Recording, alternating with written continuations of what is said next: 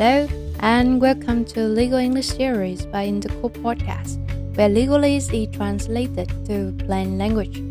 Today, we are talking about common legal English terms you will see in your employment contracts, especially if you are working with a foreign company or signing a bilingual agreement. Okay, let's start simple. Commencement day is your first day at work. Probationary period means your trial period, the time when the company is still deciding if you are a good fit. Gross salary is the total amount you earn before tax and insurance, while net salary is what you actually take home, the number that shows up in your bank account.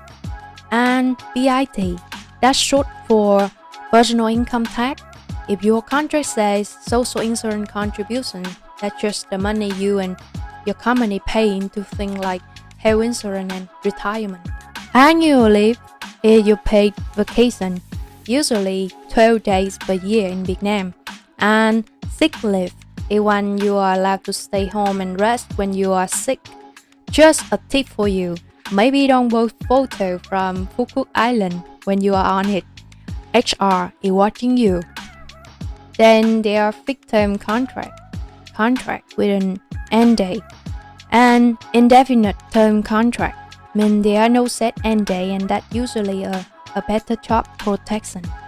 One very important term is the notice period.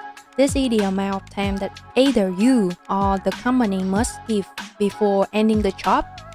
In Vietnam, the notice period depends on the type of contract.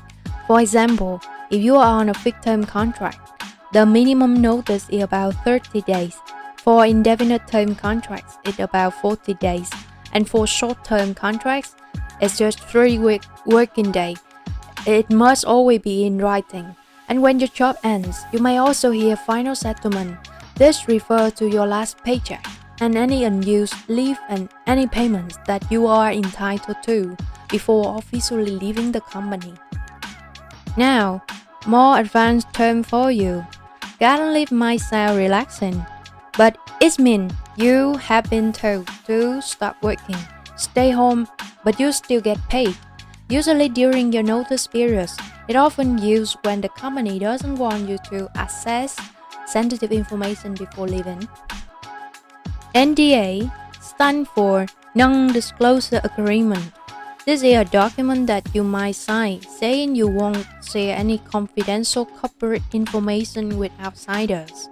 And finally, non-compete clause. This part saying you cannot work for a competing company right after quitting. Whether that is enforceable in Vietnam, it depends on the situation, but it actually shows up in a lot of contracts.